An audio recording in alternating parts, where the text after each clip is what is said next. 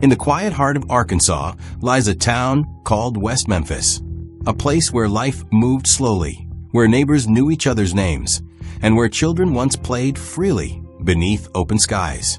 But in the spring of 1993, everything changed. This peaceful town became the unwilling stage for a tragedy so dark, so unsettling. It gripped not only the community, but the entire nation in a cold, relentless hold. 3 young boys, no older than 8, vanished into the shadows one warm May evening. They were innocent children, full of laughter, dreams, and the simple joys of childhood. But the next day, the serene Robin Hood Hills, usually bathed in gentle sunlight and the sounds of nature, revealed a nightmare no one could have imagined. The boys' bodies were found, brutally beaten, tied, and lifeless, stirring shock, grief, and fear through West Memphis and beyond.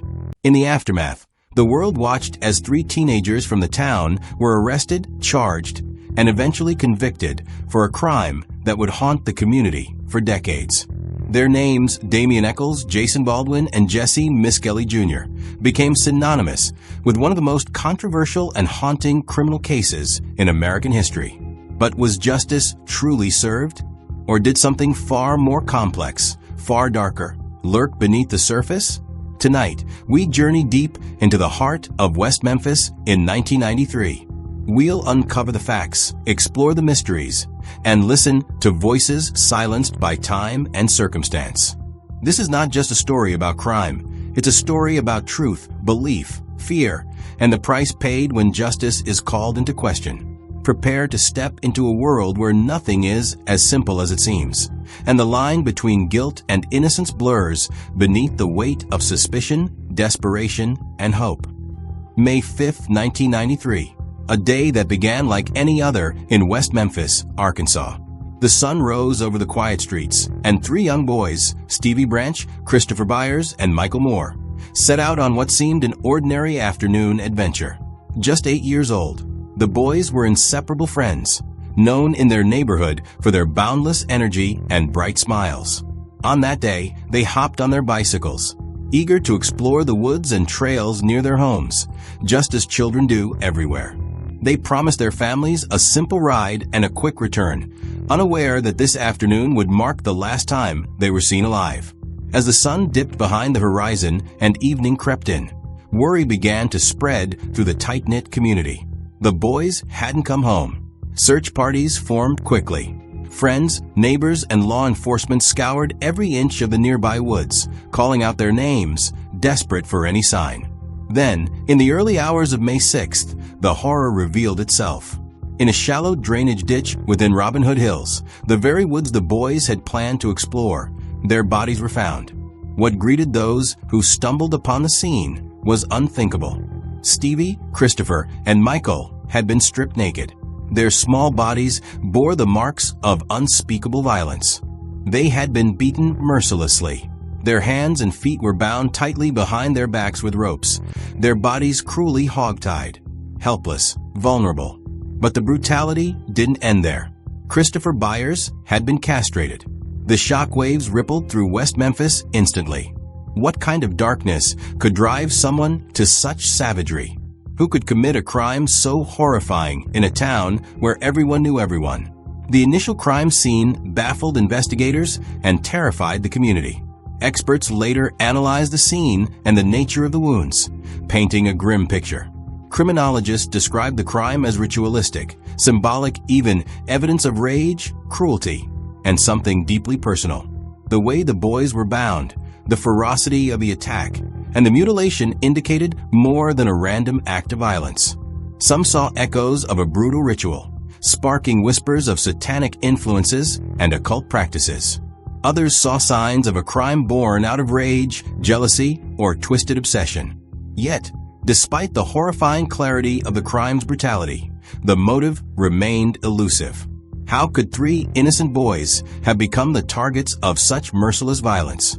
As the community grappled with grief and fear, the question lingered like a shadow over West Memphis. Who could do this? And why?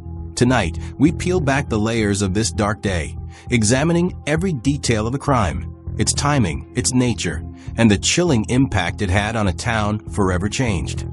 The shock of the discovery sent West Memphis into a state of panic. The community demanded answers, and law enforcement scrambled to piece together what had happened on that fateful day. From the outset, the investigation faced challenges. Despite the brutal nature of the crime, physical evidence was scarce. The crime scene, though meticulously combed over, yielded little that pointed conclusively to a suspect. There was no murder weapon, no fingerprints, no eyewitnesses. The atmosphere was thick with fear and suspicion, and soon the investigation took a direction influenced by the cultural climate of the early 1990s, a time when the nation was gripped by what has come to be known as the satanic panic. Across America, whispers of satanic rituals and cult activities were widespread, often fueled by media sensationalism and deeply ingrained fears. The horrific nature of the crime, its ritualistic overtones, the bindings, the mutilation, seemed to fit this narrative. This fear seeped into the investigation. Law enforcement began to focus on a particular group of teenagers in the community: Damian Eccles, Jason Baldwin, and Jesse Miskelly Jr. These three boys stood apart in many ways. They dressed differently, kept to themselves, and were rumored to be interested in dark music and the occult. To some, they were outcasts, outsiders, easy targets in a town desperate for answers. Damian Eccles, the oldest, was known for his intense gaze and quiet demeanor. Jason Baldwin was more reserved, gentle even. Jesse Miskelly Jr., the youngest, had a troubled background and was considered vulnerable. The suspicion soon narrowed on them. But what was the real basis for this suspicion? With little physical evidence connecting the three to the crime, the police turned to interrogation, especially focusing on Miskelly. Jesse was questioned repeatedly over long hours under immense pressure. At just 17, with limited intellectual capacity and little understanding of his rights, Jesse was subjected to coercive tactics. Experts later analyzed his interrogation and described it as deeply problematic. He was overwhelmed, confused, and desperate to please the officers. This culminated in a confession riddled with inconsistencies and inaccuracies, details that didn't match the crime scene or timeline. Yet, that confession became a cornerstone of the prosecution's case. Meanwhile, Eccles and Baldwin denied any involvement, maintaining their innocence with unwavering resolve. The community was divided, some convinced by the confession and the accusations, others disturbed by the lack of concrete evidence and the dubious methods used. Psychologists weighed in on the interrogation techniques, highlighting how vulnerable individuals, especially juveniles, can be manipulated into false confessions. This raised urgent questions. Had the investigators pursued the truth, or had they fallen prey to the hysteria gripping the town and the nation? And as the investigation progressed, it became clear that this case was no longer just about three boys accused of a heinous crime. It was about fear, prejudice, and a justice system struggling to find its way in the dark. Tonight, we dive deeper into this fraught investigation, exploring the pressures, the missteps, and the unanswered questions that would come to define the fate of the West Memphis Three. As the investigation wrapped its fingers tighter around Damian Eccles, Jason Baldwin, and Jesse Miskelly Jr., the community braced for what would become a trial that captured national attention and controversy from the very start. The courtroom in West Memphis became a stage for a drama steeped in fear, suspicion, and heartbreak. In 1994, the trial began amid a media frenzy. Cameras filled the courtroom, journalists jostled for the latest soundbite, and the eyes of a grieving town and a watching nation fixed on the three young men now labeled as killers. The prosecution laid out their case with fierce conviction. Central to their argument was Jesse Miskelly's confession, a confession obtained after hours of intense and, some would later argue, coercive interrogation. Though riddled with contradictions, inaccuracies, and details that simply didn't match the facts, the confession became the keystone upon which the entire case was built. No physical evidence connected the three accused to the crime scene. No forensic proof placed them with the victims or tied them to the brutal murders. Yet, the prosecution painted a picture of dark rituals and satanic motives, fueled by the eerie image of three teenagers who defied the town's norms. The defense team faced an uphill battle. They challenged the confession's validity, arguing it was coerced and unreliable. They pointed to the glaring absence of physical evidence and emphasized the young men's good character and alibis. But the defense was hindered by a system that seemed more focused on quick resolution than true justice. The atmosphere was charged. Jurors were influenced not only by the evidence or lack thereof, but by the swirling hysteria of satanic panic, the judgment of a community desperate for closure, and the relentless media spotlight. As the trial unfolded, emotions ran high. Witnesses testified about the accused interests and personalities, often blurring lines between innocent behavior and damning proof. The prosecution's narrative appealed to fear and prejudice, while the defense struggled to reach the hearts and minds of jurors overwhelmed by emotion and public pressure. After days of intense deliberation, the verdict came down hard. Damian Echols was sentenced to death, a punishment that would weigh heavily on the nation's conscience for years to come. Jason Baldwin received a life sentence, and Jesse Miskelly Jr. was given life plus 40 years. Legal experts and advocates around the country raised alarms. Was this a fair trial? Could a conviction rest on a shaky confession and no forensic evidence? Did the court allow fear and prejudice to overshadow facts? The role of media was also scrutinized. Sensational headlines and televised coverage had shaped public opinion, sometimes vilifying the accused before a single verdict was reached. In the courtroom, justice seemed as fragile as the truth was elusive.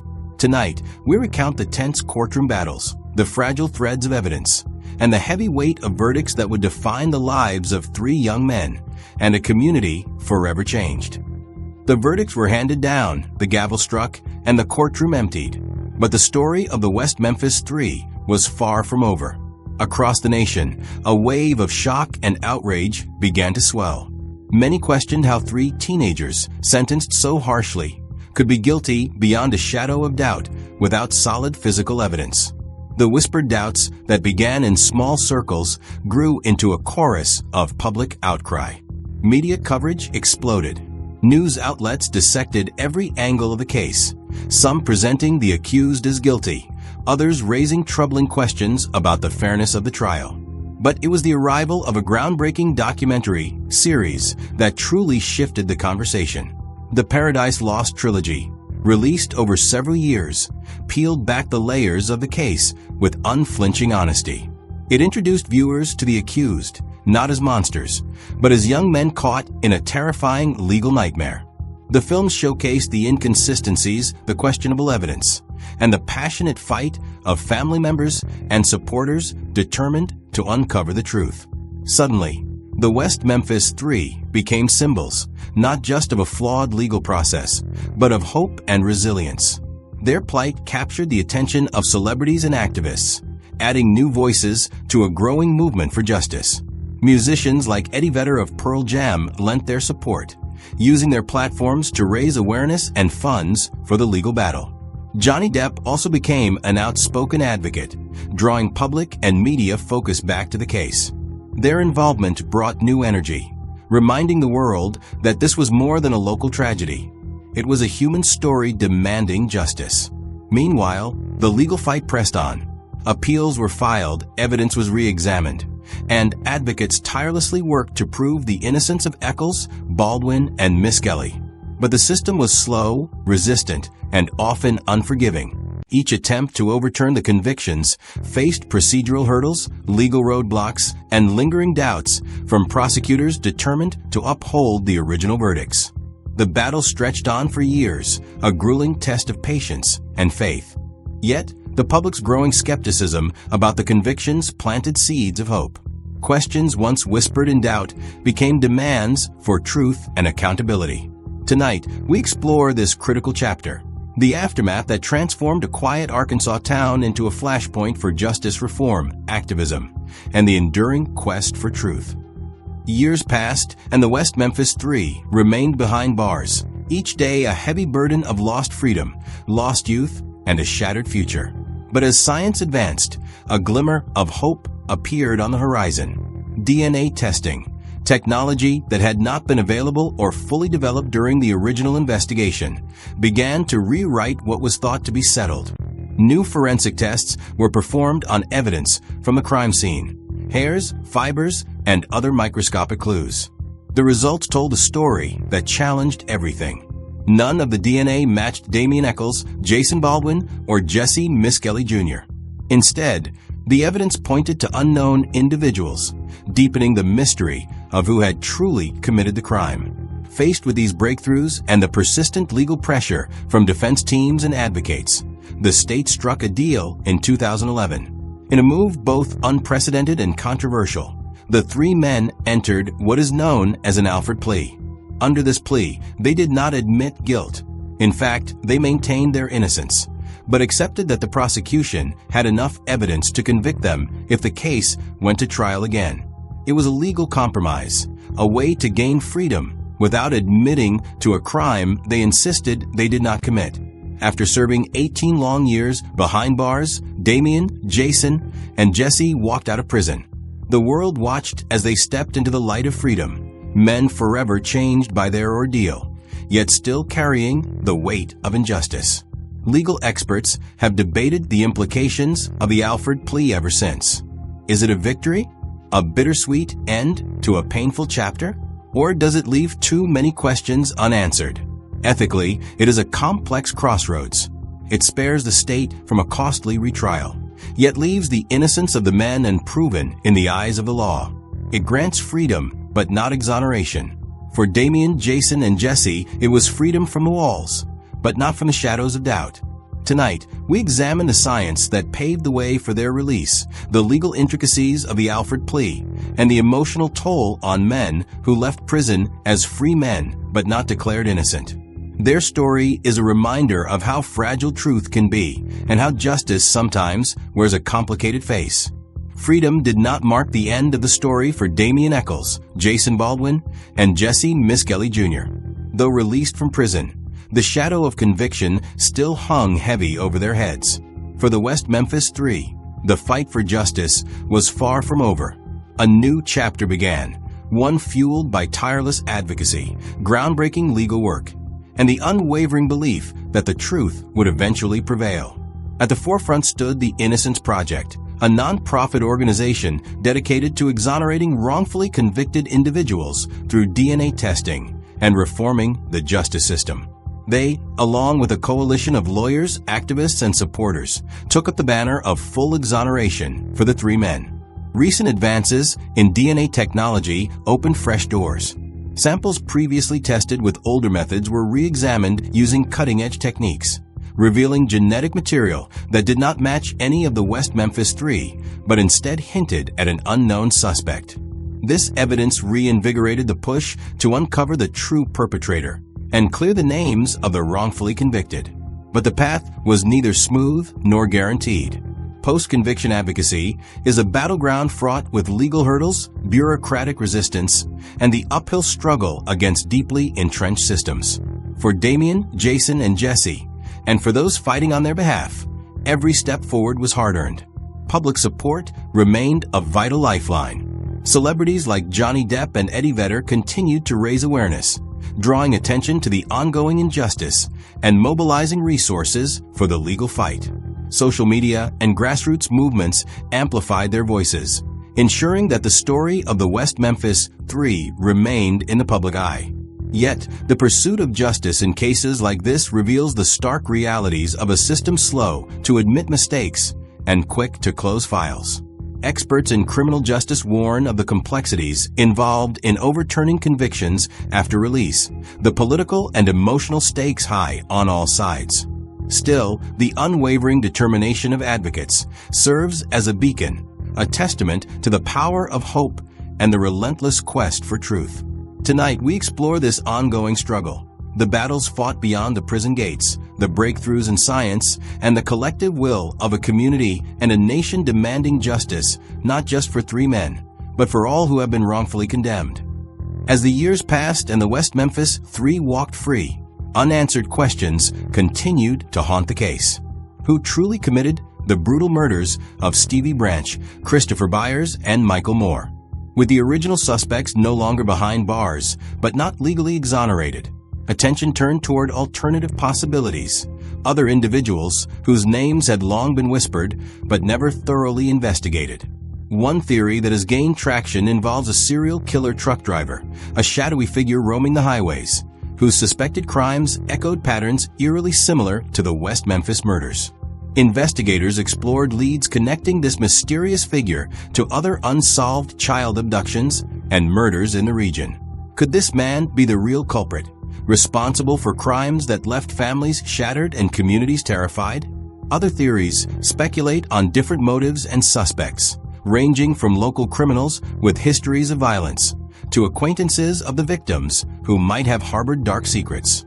Each theory brings its own web of clues, contradictions, and dead ends. Criminal profilers and seasoned investigators have weighed in, analyzing the crime scene, the nature of the violence, and the behavior of potential suspects. They caution that while some theories are compelling, the passage of time has clouded evidence and memories alike.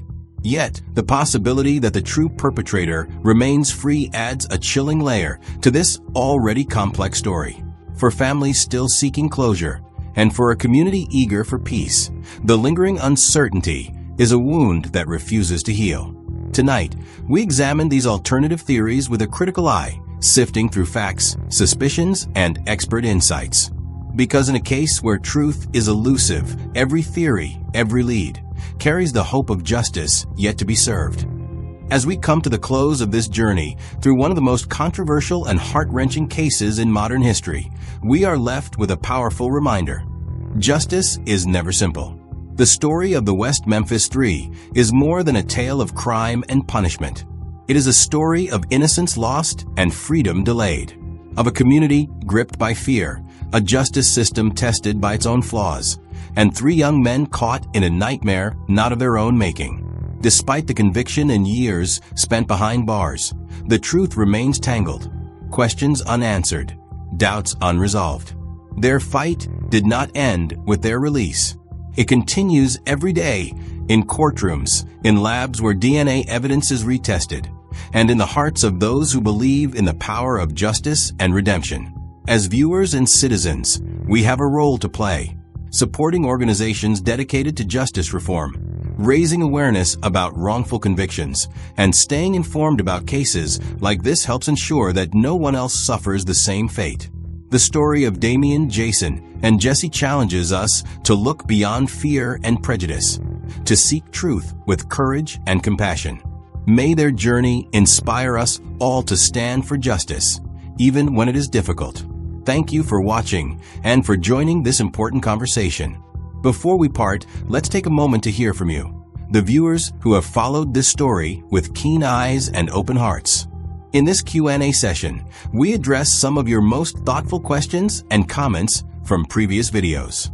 What was the turning point that led to the DNA testing? How did the families of the victims respond to the Alford plea?